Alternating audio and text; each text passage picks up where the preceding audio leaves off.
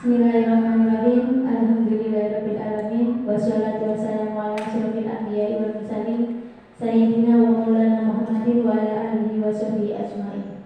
Amma ba'du. Syukur alhamdulillah kita panjatkan kehadirat Allah Subhanahu wa taala karena telah melimpahkan rahmat dan hidayahnya kepada kita sehingga kita dapat berkumpul di sini untuk melaksanakan aksi nyata penerapan budaya positif melalui segitiga restitusi pada tugas program calon guru penggerak angkatan 9 saya. Shalawat serta salam semoga tetap tercurahkan kepada beliau junjungan kita dan besar Muhammad Shallallahu Alaihi Wasallam, karena beliaulah yang telah menunjukkan kita dari jalan kegelapan menuju jalan yang terang beneran, yakni agama Islam. Yang terhormat Bapak Kepala SD Negeri Siser Bapak Sutono dan Bapak Ibu Guru SD Negeri Siser dan Ibu Kepala TK PAUD dan Wanita Siser. Sebelumnya saya mengucapkan banyak terima kasih atas kehadiran Bapak Ibu semua yang sudah meluangkan waktu untuk menyaksikan aksi nyata ini. Ya, langsung saja Bapak Ibu ya, supaya waktunya tidak terlalu lama.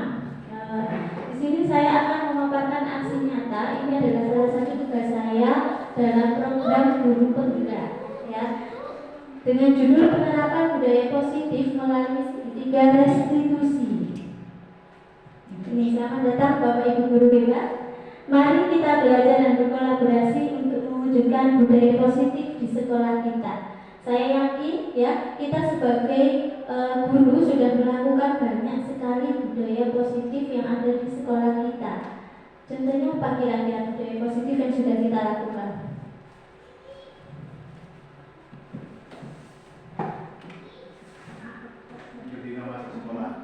Setiap hari masuk sekolah. Yang ke muridnya, lebih ke siswanya Pak? Kebiasaan pembacaan surat pendek, kemudian membersihkan lingkungan sekolah, itu adalah salah satu budaya positif yang sudah sering kita lakukan di sekolah. Selanjutnya, apakah budaya positif itu? Budaya positif itu apa Bapak Ibu? Budaya yang baik, kebiasaan yang baik. Betul Bapak Ibu. Budaya positif adalah perwujudan dari nilai-nilai, keyakinan-keyakinan dan kebiasaan yang diterapkan di sekolah yang berpihak pada siswa, ya. Jadi bukan berpihak pada guru, tapi berpihaknya kepada siswa. Konsep utama budaya positif. Jadi nanti ada 6 konsep yang akan dipaparkan, yang akan kita bahas. Yang pertama adalah disiplin positif dan nilai-nilai kebajikan. Yang kedua, teori motivasi, hukuman dan penghargaan dan restitusi. Yang ketiga, keyakinan kelas. Yang keempat, kebutuhan dasar manusia dan dunia berkualitas. Yang kelima, posisi kontrol. Dan yang keenam adalah segitiga restitusi. Nanti ini akan kita bahas satu persatu ya Bapak Ibu. Oke. Kita yang pertama, disiplin positif dan nilai-nilai kebajikan. Perubahan paradigma belajar. Ini dipaparkan oleh Dr. William Glosser dalam kontrol teori yang kemudian berkembang menjadi choice teori. Yang pertama adalah ilusi guru mengontrol murid. Pada dasarnya kita tidak dapat memaksa murid untuk berbuat sesuatu jikalau murid tersebut memilih untuk tidak melakukannya, walaupun tampaknya guru sedang mengontrol perilaku murid. Hal demikian terjadi karena murid sedang mengizinkan dirinya dikontrol. Kadang kita meminta murid kita misalnya di kelas ruangi atau lari-larian di kelas ya, Bu, Abi biasanya gitu ya, lari-lari di kelas, kemudian disuruh Abi tolong diam, karena kan tetap nggak mau. Kenapa seperti itu? Karena mereka tidak ingin dikontrol. Jadi kontrol, kendali kontrol itu tetap pada diri kita sendiri, tetap pada diri siswa. Kalau siswa nggak mau dikontrol, berarti dia tidak akan menuruti perintah gurunya atau perintah orang lain. Oke. Yang kedua, ilusi bahwa semua penguatan positif efektif dan bermanfaat. Penguatan positif atau bujukan adalah bentuk-bentuk kontrol. Segala usaha untuk mempengaruhi murid agar mengulangi suatu perilaku tertentu adalah suatu usaha untuk mengontrol murid tersebut. Jadi dengan bujukan-bujukan yang positif diraih dengan kata-kata yang baik. Selanjutnya, ilusi bahwa kritik dan membuat orang merasa bersalah dapat menguatkan karakter. Menggunakan kritik dan rasa bersalah untuk mengontrol murid menuju pada identitas gagal. Jadi misalnya ada murid yang nggak bisa, ya Allah, cek kebangetan ya, gini aja nggak bisa, dari kemarin sudah diajari kok nggak bisa, gitu. Itu nanti efeknya akan membuat murid itu merasa gagal. Oh ya, saya ini bodoh, saya ini kok nggak bisa ya. Efeknya seperti itu. Mereka belajar untuk merasa buruk tentang diri mereka sendiri. Kemudian yang keempat, ilusi bahwa orang dewasa memiliki hak untuk memaksa. Jadi di dalam kelas sebagai guru kita kan merasa orang yang paling dewasa, ya. Kita mengatur murid kita karena kita mengatur itu ingin murid kita menjadi yang terbaik. Kenapa kita mengatur? Karena kita sudah berpengalaman, ya. Jadi orang dewasa memiliki hak untuk memaksa. Banyak orang dewasa yang percaya bahwa mereka memiliki tanggung jawab untuk membuat murid-murid berbuat hal-hal tertentu. Padahal murid kita itu nggak bisa dipaksa, ya. Oke.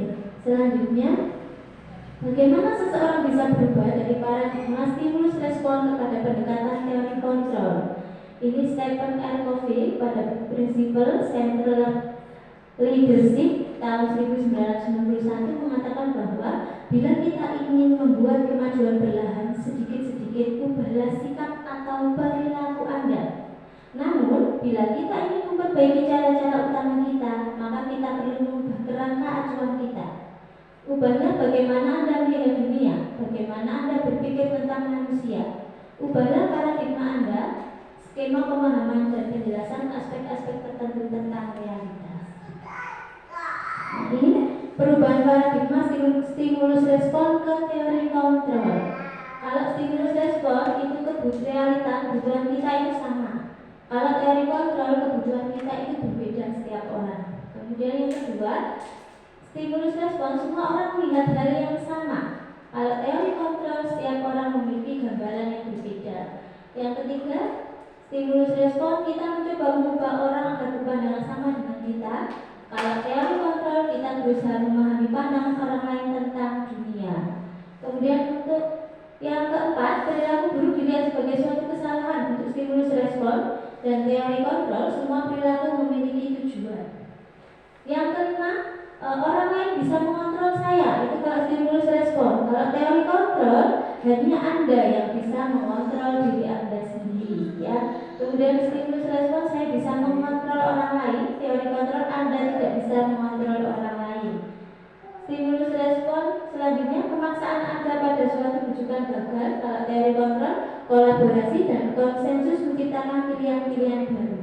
Yang terakhir, stimulus respon model berpikir menang atau kalah. Kalau teori kontrol model berpikir menang. Selanjutnya disiplin positif. Kebanyakan orang akan membutuhkan kata disiplin dengan tata tertib, teratur dan kepatuhan pada peraturan. Kata disiplin juga sering dihubungkan dengan hukuman. Jadi anak yang tidak disiplin pasti nanti dihukum, gitu ya. Kemudian padahal itu sungguh berbeda karena belajar tentang disiplin positif tidak harus dengan memberi hukuman. Justru itu adalah salah satu alternatif terakhir. Dan kalau perlu tidak digunakan sama sekali. Jadi alternatif terakhirnya ada hukuman. Tidak perlu, nggak perlu ada hukuman. Oke. Selanjutnya nilai kebajikan universal. Ini nilai kebajikan yaitu sifat-sifat positif manusia yang merupakan tujuan mulia. Ya, ini kalau pada nilai kebajikan pada yang kita terapkan pada siswa itu ada pada profil pelajar Pancasila. Di sini ada 6, ya, beriman dan bertakwa kepada Tuhan Yang Maha Esa, ada kebinekaan global, bergotong royong, kreatif, bernalar kritis dan mandiri. Nilai kebajikan adalah sifat-sifat positif manusia yang merupakan tujuan mulia yang ini dicapai setiap individu dengan menaikkan nilai-nilai kebajikan yang diyakini seseorang, maka motivasi intrinsiknya akan terbangun. Jadi motivasi yang ada di dalam dirinya itu akan terbangun sendiri. Oke. Selanjutnya kita ke yang kedua, teori motivasi, hukuman, penghargaan dan restitusi. Teori motivasi perilaku manusia. Yang pertama, untuk menghindari ketidaknyamanan atau hukuman. Apa yang akan terjadi apabila saya tidak tidak melakukannya. Ini termasuk motivasi eksternal. Yang kedua, untuk mendapatkan imbalan dari orang lain. Apa yang akan saya dapatkan apabila saya melakukannya? Ini juga termasuk motivasi eksternal, itu motivasi dari luar.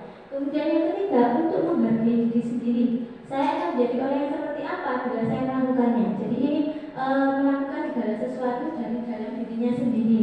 Jadi bukan karena faktor dari luar, itu motivasi internal. Hukuman dan penghargaan. Hukuman maupun penghargaan dikatakan mengacu pada identitas gagal. Jadi hukuman itu nanti acuannya pada identitas gagal, bukan keberhasilan. Alfikon mengemukakan bahwa penghargaan maupun hukuman adalah cara-cara mengontrol perilaku seseorang yang menghancurkan potensi untuk pembelajaran yang sesungguhnya. Jadi hukuman itu dapat menghancurkan potensi. Kalau penghargaan contohnya bagaimana? Misalnya, kalau kamu nanti dapat menyelesaikan soal ini nilai 90, saya kasih uang 2.000. Itu namanya penghargaan. Penghargaan itu sebenarnya baik atau tidak, Bapak Ibu? Bagus. Sebenarnya tidak, ya. Karena anak-anak peserta didik kita melakukan segala sesuatu itu karena ada imbalannya. Jadi bukan dari intrinsik, bukan dari dalam dirinya sendiri. Hukuman dan penghargaan, bahwa penghargaan berlaku sama dengan hukuman dalam arti meminta atau membujuk seseorang melakukan sesuatu untuk memenuhi suatu tujuan tertentu dari orang yang meminta atau membujuk. Jadi ada imbalannya. Mereka melakukan segala sesuatu karena ada imbalannya.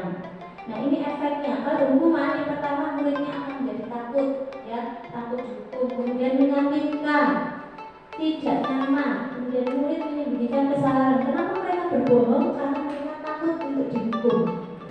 Kemudian murid menjadi rendah diri karena merasa tidak berhasil atau gagal. Kalau penghargaan, efeknya yang pertama merusak hubungan. Ini maksudnya bagaimana merusak hubungan? Ada kecemburuan sosial dengan teman-temannya. Oh, ini tadi bisa mengerjakan soal nilainya 90, dapat uang 2.000. Saya nggak dapat uang 2.000 karena nilai saya di bawah 90. Itu nanti akan menimbulkan kecemburuan sosial antar teman. Kemudian tidak efektif, menurunkan kualitas, mematikan kreativitas, ya, dan tidak dapat menghargai diri sendiri karena diukur dengan hadiah. Nah, ini ada 1, 2, 3, 4, 5, 6, 7. Yang pertama, ini nanti Bapak Ibu memilih ya, hukuman atau konsekuensi kira-kira. Yang pertama, mencatat 100 kali di dalam buku kalimat saya tidak akan terlambat lagi karena terlambat sekolah. Kira-kira hukuman atau konsekuensi? Hukuman. Oke, yang kedua, lari mengelilingi lapangan basket 2 kali karena terlambat hadir di sekolah. Hukuman. Oke, yang ketiga, murid diminta untuk push up 15 kali karena tidak menggunakan masker ke sekolah. Hukuman. Oke. Yang keempat, menggantikan kertas tugas teman yang telah dicoret-coret. Konsekuensi. Yang kelima, membersihkan tumpahan air di meja tulis karena kesalahan pada saat belajar. Konsekuensi. Yang keenam, murid disuruh untuk menggunakan sepatu seharian di sekolah karena tidak menggunakan sepatu hitam. Tidak menggunakan sepatu itu maksudnya murid disuruh untuk tidak menggunakan sepatu seharian karena tidak menggunakan sepatu hitam. Hukuman. Oke. Yang terakhir, lari mengelilingi lapangan basket 2 kali karena terlambat 10 menit untuk pelajaran PJOK. Hukuman. Bedanya hukuman sama konsekuensi. Kalau konsekuensi itu berupa hukuman tapi masih nyambung dengan kesalahan yang dilakukan. Jadi ada solusi, masih nyambung. Oke, ini ya. Yang pertama, hukuman. Karena nggak nyambung, yang mencatat 100 kali di dalam buku kalimat saya tidak akan terlambat lagi karena terlambat sekolah.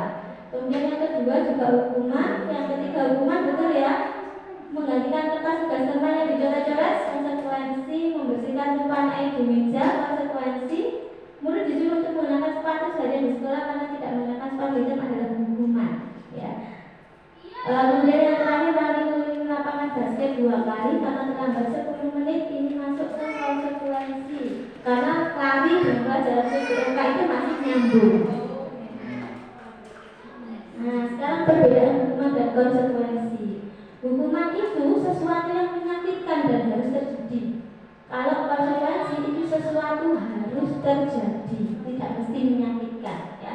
Yang kedua, hukuman membuat anak sakit jangka yang waktu lama. Kalau konsekuensi membuat anak merasa tidak nyaman dalam jangka waktu yang pendek. Hukuman akan membenci kedisiplinan. Kalau konsekuensi akan menghargai disiplin. Hukuman itu bersifat paksaan. Kalau konsekuensi bersifat stimulus atau tanggapan. Hukuman mendorong anak menyakiti diri sendiri. Kalau konsekuensi mendorong anak agar mudah menyesuaikan diri. Hukuman konsep diri yang buruk, konsekuensi konsep diri yang baik. Hukuman anak belajar untuk menyembunyikan kesalahan. Kalau konsekuensi anak belajar untuk mematuhi peraturan. Kemudian hukuman itu membuat anak merasa marah, rasa bersalah, dipermalukan dan merasa tidak dihargai. Kalau konsekuensi kehilangan hak, dibuat tidak nyaman dan diasingkan untuk sementara.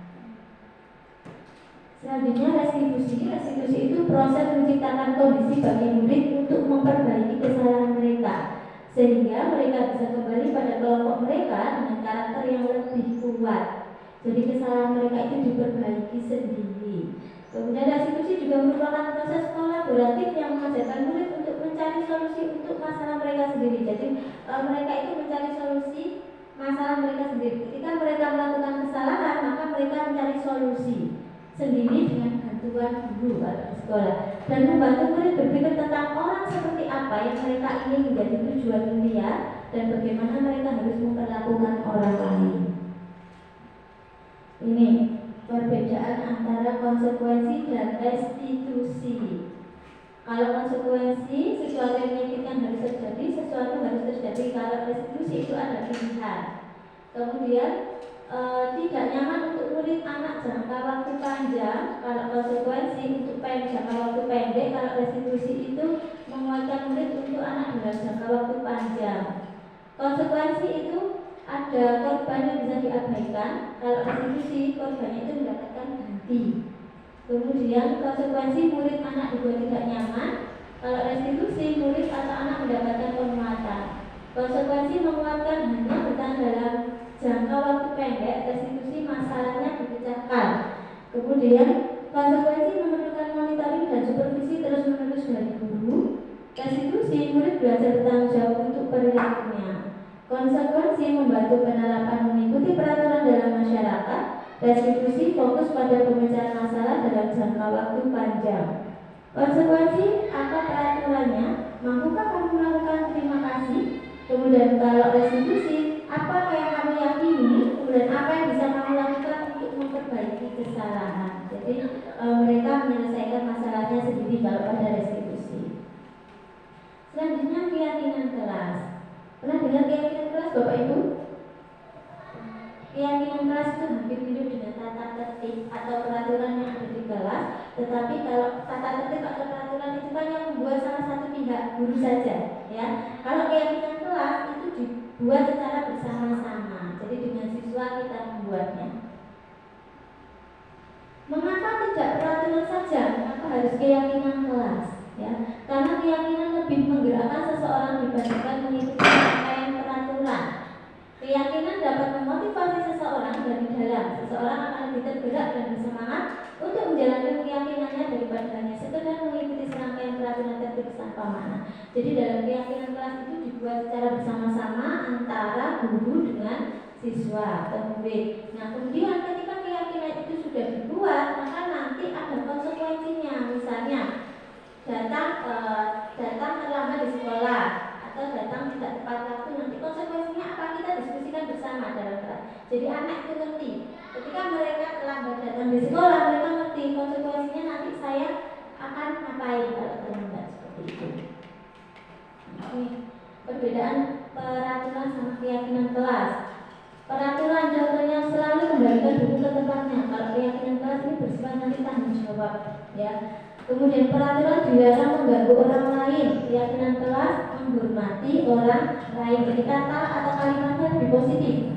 Peraturan kelas hadir di sekolah 15 menit sebelum pembelajaran dimulai. Keyakinannya menghormati orang lain dan berkomitmen. Dilarang melakukan kekerasan. Keyakinan kelasnya ada keselamatan karena menghormati orang lain. Dilarang menggunakan narkoba. Di keyakinan kelas, kenapa kok dilarang? Karena ada faktor kesehatan. Kemudian bergantian atau menunggu giliran. Keyakinan kelasnya menghormati orang lain, bersabar. Gunakan masker, keyakinan kelasnya karena efek kesehatan dan keselamatan. Kemudian peraturan jangan berlari di kelas atau koridor, keyakinan kelasnya keselamatan atau keamanan.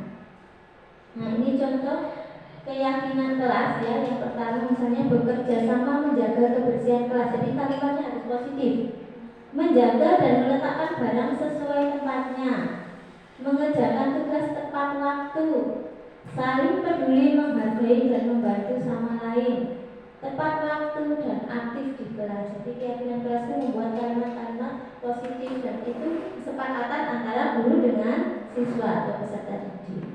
Yang keempat, kebutuhan dasar manusia dan dunia berkualitas. Ada 5 kebutuhan dasar manusia. Yang pertama yaitu kebutuhan untuk bertahan hidup atau survival. Yang kedua cinta dan kasih sayang, love and belonging. Yang ketiga adalah kebebasan atau freedom. Yang keempat kesenangan atau fun. Dan yang kelima kekuatan atau power. Kalau anak didik kita, peserta didik kita itu melakukan suatu kesalahan, itu pasti ada salah satu di antara 5 kebutuhan dasar kita, 5 kebutuhan dasar manusia ini yang tidak terpenuhi. Ya, misalnya anak itu selalu keluar kelas, pengen bermain-main di luar kelas, berlari-larian di luar kelas. Kira-kira 5 kebutuhan dasar manusia apa yang tidak terpenuhi? Kebebasan, karena mereka ingin bebas. Karena ada anak yang rewel sekali di kelas ya. Kenapa? Karena kebutuhan dasar manusia yang pertama, yang kedua ya cinta dan kasih sayang, karena ini diperhatikan gurunya. Kemudian contoh lain, kalau di luar kelas misalnya ada orang yang mencuri nasi gitu ya, mencuri untuk dimakan karena keadaan atau kebutuhan yang besar, mencuri beras dan lain sebagainya, mencuri kebutuhan pokok. Itu kira-kira kebutuhan dasar manusia apa yang ingin dipenuhi? Untuk bertahan hidup, jadi untuk survival. Dia kalau nggak mencuri maka nanti dia bisa kelaparan. Jadi ketika peserta didik kita melakukan kesalahan, melanggar peraturan, itu pasti ada salah satu di antara 5 kebutuhan dasar manusia ini yang tidak terpenuhi. Yang kelima, posisi kontrol. Nah, sebagai guru untuk menyelesaikan masalah-masalah siswa tersebut, kita ada 5 posisi kontrol. Yang pertama ada penghukum, guru sebagai penghukum. Yang kedua guru sebagai teman. Yang ketiga guru sebagai manajer. Yang keempat guru sebagai pemberi rasa bersalah. Dan yang kelima guru sebagai pemantau. Ayo kira-kira kita sering menggunakan yang mana ini? Yang tengah, teman. Oke. Pak Syafi'i guru sebagai teman. Bu Mita kira-kira banyak yang mana ini? Bu Mita hukuman langsung dihukum. Sebenarnya manajer ini sudah sering loh kita lakukan, ya. Dengan cara berkomunikasi dengan siswa, menanyakan kenapa kok melakukan suatu kesalahan, alasannya apa, gitu ya. Oke, kita bahas lagi 5 posisi kontrol. Menghukum itu seorang menghukum bila menggunakan hukuman fisik atau verbal, langsung disuruh lari keliling lapangan, ya, atau langsung diomeng, itu namanya hukuman. Yang kedua, membuat orang merasa bersalah. Pada posisi ini biasanya guru akan bersuara lebih lembut, misalnya ruame, kamu kok gak kasihan ya sama bu guru, sudah teriak-teriak di depan kok tidak didengarkan. Itu membuat siswa merasa bersalah. Kemudian yang ketiga, posisi teman. Guru pada posisi ini tidak akan menyakiti murid, namun akan tetap berupaya mengontrol murid melalui persuasif. Jadi diajak ngobrol, ya Pak ya, diajak ngobrol. Ngopi. Oke, yang keempat monitor atau memantau. Jadi mengawasi. Kamu tahu nggak kalau itu salah? Gitu. Itu namanya mengontrol, mengawasi. Yang terakhir manajer. Ini yang paling baik Bapak Ibu untuk menyelesaikan permasalahan siswa adalah posisi manajer. Ini sering sekali kita lakukan Pak sebagai guru. Posisi terakhir manajer adalah posisi mentor di mana guru berbuat sesuatu bersama dengan murid, mempersilahkan murid mempertanggungjawabkan perilakunya, mendukung murid agar dapat menemukan solusi atas permasalahannya sendiri. Jadi ditanyai kenapa kamu melakukan kesalahan ini, alasannya apa, kira-kira nanti kamu akan melakukan apa untuk memperbaiki kesalahan tersebut. Itu kan sering kita lakukan ya. Jadi di antara 5 posisi kontrol guru ini yang paling baik dilakukan adalah posisi sebagai manajer. Tapi tidak semua masalah itu bisa diselesaikan. Ya, tetapi tidak semua masalah. Kadang kan murid kita itu terus-terusan diharap maklum gitu ya. Diharap maklum itu posisi ngobrol guru kesenangan. Pada akhirnya kita menggunakan posisi nomor 1 menghukum, itu posisi terakhir. Makanya tadi ada posisi menghukum itu seharusnya menjadi alternatif terakhir atau tidak digunakan sama sekali. Ini penghukum, pembuat rasa bersalah, pemantau, teman atau manajer. Yang pertama, saya kecewa sekali dengan kamu. Kira-kira ini posisi kontrol apa? Membuat rasa bersalah. Oke, yang kedua, kamu tidak pernah benar melakukannya.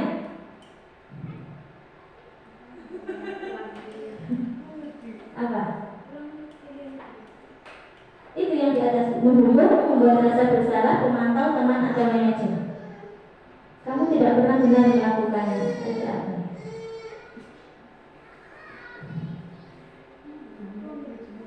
Menghukum. Ayolah lakukan demi ibu atau bapak, teman.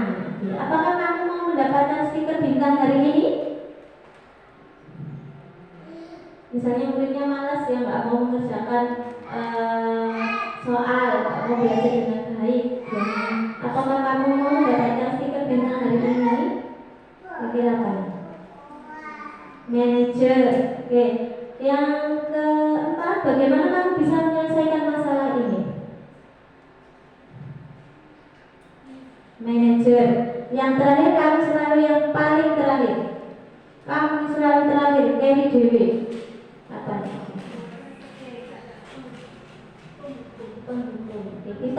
Kita lihat jawabannya ya, Bapak Ibu. Nah, yang pertama, saya kecewa sekali dengan kamu. Itu membuat orang merasa bersalah karena dia sudah mengecewakan orang lain. Yang kedua, kamu tidak pernah benar melakukannya. Itu menghukum. Yang ketiga, ayolah lakukan demi ibu atau bapak. Itu sebagai teman. Yang keempat, apakah kamu mau mendapatkan stiker bintang hari ini? Pemantau. Bagaimana kamu bisa menyelesaikan masalah ini? Manajer. Yang terakhir, kamu selalu yang paling terakhir menghukum. Oke. Selanjutnya yang terakhir ini ya, segitiga restitusi. Ini tadi yang ditanyakan ujian. Segitiga restitusi itu apa? Ini sering sekali kita lakukan, cuma mungkin tahapannya belum turut saja.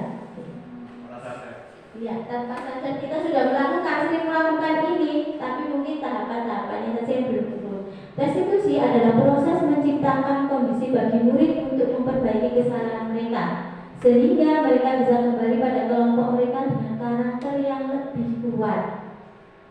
Nah, ada 3 tahapan dari segitiga restitusi. Yang pertama adalah menstabilkan identitas. Tahapan yang paling bawah itu dengan setiap orang pasti pernah melakukan kesalahan, jadi tidak langsung disalahkan muridnya. Misalnya muridnya berbuat salah, kita memberikan penguatan. Setiap orang itu pernah kok berbuat salah, tetapi bagaimana kita bisa belajar dari kesalahan tersebut. Atau bisa diberikan kalimat penguat, kamu bukan satu-satunya yang pernah melakukan kesalahan ini, teman-temanmu juga pernah gitu.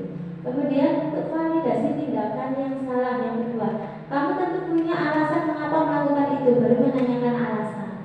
Kemudian adakah cara yang lebih efektif untuk mendapatkan apa yang kamu butuhkan? Kemudian untuk yang terakhir, menanyakan keyakinan.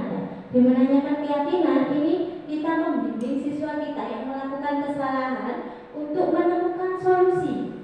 Kira-kira nilai-nilai apa yang telah kita sepakati, peraturan kelas apa, kesepakatan kelas apa yang sudah dilanggar, gitu ya.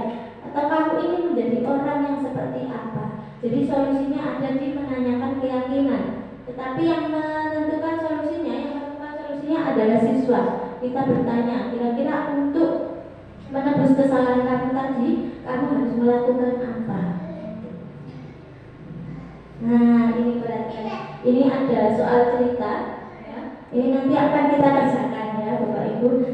Silakan dibaca, saya bacakan ya. Baca bersama-sama. Guru matematika dan wali kelas 8, Ibu Santi sakit, ya, sehingga tidak dapat masuk dan mengajar. Akhirnya dijadikan guru pengganti, namanya Ibu Eni. Ibu Eni ini baru 2 tahun menjadi guru di SMP. Beberapa murid perempuan, Vivi dan Natali, mengetahui hal ini dan mulai menggunakan kesempatan dan bersikap seenaknya. Mumpung guru pengajar aslinya nggak masuk kelas, ada guru pengganti, mereka seenaknya sendiri, tertawa dan tidak mengindahkan kehadiran Ibu Eni. Ibu Eni mencoba menyapa Vivi dan Natali, dengan ramah sambil mengingatkan mereka untuk tetap fokus pada pengerjaan tugas.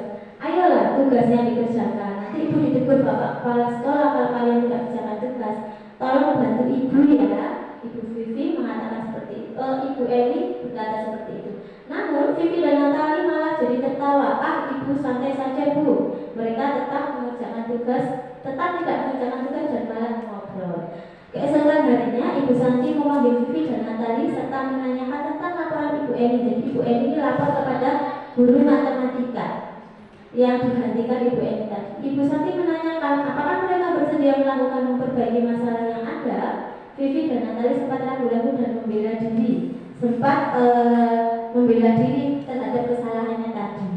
Kemudian namun pada akhirnya mengatakan dan akan meminta maaf. Ibu Santi menanggapi bahwa tindakan itu boleh saja dilakukan bila mereka sungguh-sungguh ingin meminta maaf. Namun Ibu Santi menanyakan kembali apa yang mereka bisa lakukan untuk menggantikan rasa tidak dihormati Ibu Santi. Baik Vivi maupun Natali mengaku bahwa perilaku mereka tidak sesuai dengan keyakinan kelas. Ibu Santi melanjutkan kembali apa yang akan mereka lakukan untuk memperbaiki masalah. Apakah ada gagasan? Setelah berpikir sejenak, Natali dan Vivi mengusulkan bagaimana mereka mengadakan sebuah diskusi kelompok dengan teman-teman sekelasnya.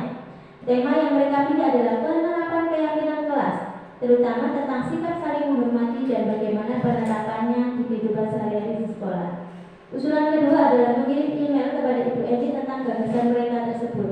Mereka pun memberitahu Ibu Eni bahwa mereka telah memberitahu kepala sekolahnya ini bernama Pak Hasan ya. Bila lain waktu ada ketiadaan guru, maka mereka akan menunjukkan Ibu Eni sebagai guru pengganti. Nah, dari permasalahan ini, Bapak Ibu bisa buatlah segitiga restitusi dari persoalan di atas. Tadi ada persoalan di kelas ya, membuat segitiga restitusi. Kemudian yang soal yang kedua, posisi kontrol apa yang telah dilakukan Ibu Vivi dan Ibu Santi. Jadi dari permasalahan cerita ini tadi ya, Bapak Ibu membuat segitiga restitusi. Kira-kira bagian yang stabilitas yang mana, validasi tindakan salah yang mana, dan nilai apa yang telah kita sepakati yang mana, menanyakan keyakinan itu yang mana. Silakan dicermati dulu Bapak Ibu.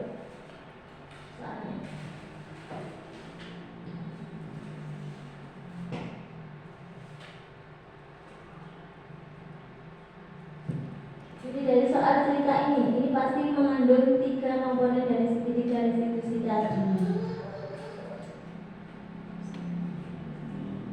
Saya beri waktu berapa menit?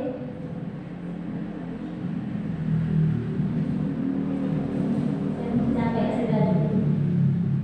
Oke, ada yang bisa? Oke, Bu Nita. Assalamualaikum warahmatullahi wabarakatuh. Saya akan mencoba menjawab soal segitiga restitusi. Yang pertama, menstabilkan identitas. Itu yang masuk yaitu Ibu Santi menanggapi bahwa tindakan itu boleh saja dilakukan bila mereka sungguh-sungguh ingin meminta maaf. Yang kedua, Ibu Santi menanyakan apakah mereka bersedia melakukan memperbaiki permasalahan yang ada.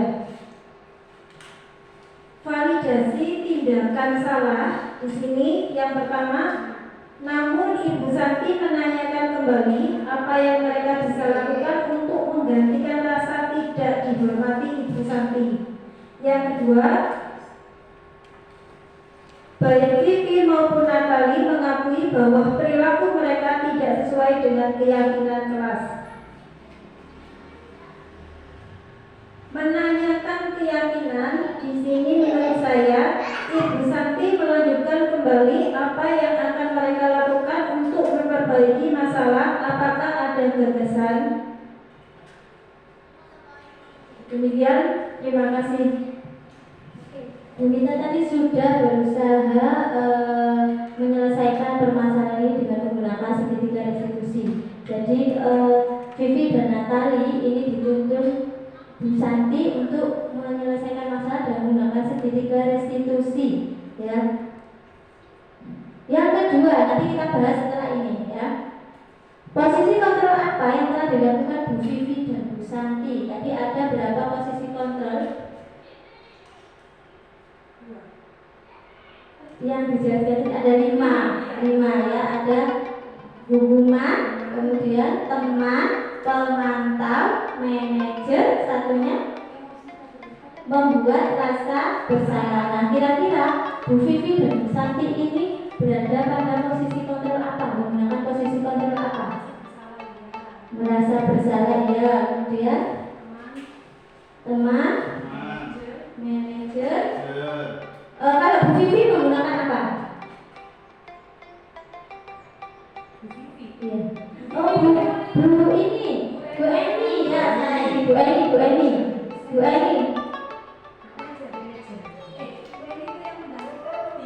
Iya, yang menggantikan apa?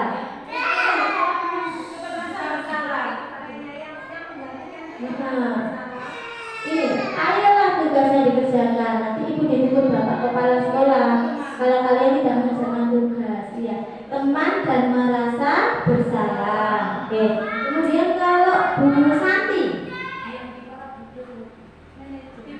manajer ya, manajer sama teman juga bisa.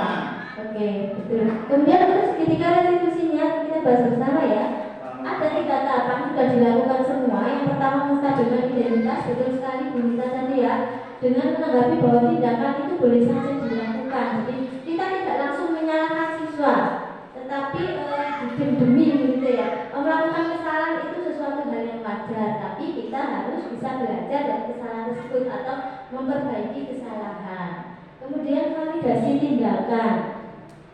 Baik Vivi maupun Natali mengaku bahwa perilaku mereka tidak sesuai dengan keyakinan kelas. Menanyakan keyakinan tadi sudah betul sekali Bu Mita ya. Ibu Santi melanjutkan kembali apa yang akan mereka lakukan untuk memperbaiki masalah. Kemudian apakah ada pembahasan atau solusinya. Jadi Vivi sama Natali tadi disuruh mencari solusinya secara bersama. Ya, jadi bukan guru yang menentukan solusi tapi siswa, tapi tetap saja dengan bantuan atau bimbingan dari guru. Oke Bapak Ibu, demikian diskusi kita tentang aksi nyata budaya positif di kelas. Saya harap dengan diskusi ini kita nanti bisa menerapkan beberapa budaya positif yang sudah kita bahas untuk kebaikan murid kita, untuk kemerdekaan belajar murid kita. Terima kasih saya ucapkan atas kehadiran Bapak Ibu semua yang sudah meluangkan waktu. Saya akhiri.